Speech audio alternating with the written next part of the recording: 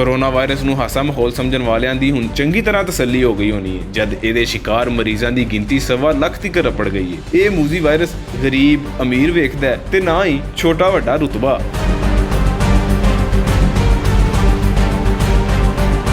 ਹੁਣ ਤੀਕਰ corona virus ਕਈ ਡਾਕਟਰਾਂ, ਸਰਕਾਰੀ ਅਫਸਰਾਂ ਤੇ ਸਿਆਸਤਦਾਨਾਂ ਦੀ ਮੌਤ ਦਾ ਸਬਬ ਬਣ ਚੁੱਕਿਆ। ਇਹਦੇ ਨਾਲ ਪਿਛਲੇ ਵਜ਼ੀਰ ਆਜ਼ਮ ਸ਼ਾਹਿਦ ਖਾਕਾਨ ਅਬਾਸੀ ਤੇ ਵਜ਼ੀਰ ਬਰਾਏ ਰੇਲਵੇ ਸ਼ੇਖ ਰਸ਼ੀਦ ਹੋਰਾਂ ਨੂੰ ਵੀ ਇਸ ਵਾਇਰਸ ਨੇ ਆਪਣੇ ਸ਼ਿਕੰਜੇ ਅੰਦਰ ਲੈ ਲਿਆ। ਇਸੇ ਤਰ੍ਹਾਂ ਆਪੋਜੀਸ਼ਨ ਲੀਡਰ ਨਿੱਕੇ ਮੀਆਂ ਹੋਰੀ ਜਿਨ੍ਹਾਂ ਕੋਰੋਨਾ ਵਾਇਰਸ ਤੋਂ ਬਚ ਰਹੇ ਸਨ, ਅਖੀਰ ਉਹ ਵੀ ਮੁਤਾਸਰ ਹੋ ਗਏ।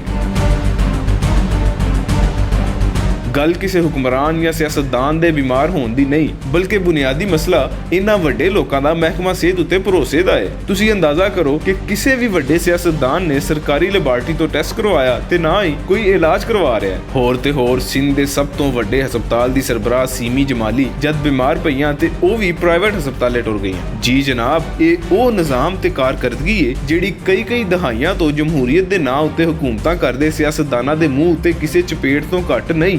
ਜਦੋਂ ਇਹ ਵੱਡੇ ਸਿਆਸਤਦਾਨ ਸਰਕਾਰੀ ਹਸਪਤਾਲਾਂ ਤੋਂ ਇਲਾਜ ਕਰਾਉਣ ਲੱਗ ਪੈਣਗੇ, ਉਸ ਦਿਨ ਤੋਂ ਸਾਡਾ ਹੈਲਥ ਸਿਸਟਮ ਸਿੱਧੇ ਰਾਹ ਪੈ ਜਾਏਗਾ। ਨਹੀਂ ਤੇ ਗਰੀਬ ਇੰਜ ਹੀ ਸਰਕਾਰੀ ਹਸਪਤਾਲਾਂ ਅੰਦਰ ਜ਼ਲਾਲਤ ਖੱਟਦਾ ਮਰਦਾ ਰਹੇਗਾ। ਕੈਮਰਾਮੈਨ ਮੁਹੰਮਦ ਫਾਰੂਕ ਦੇ ਨਾਲ ਰਿਜ਼ਵਾਨ ਅਸਗਰ ਬੱਟ, ਭੁਲੇਖਾ ਟੀਵੀ, ਲਾਹੌਰ।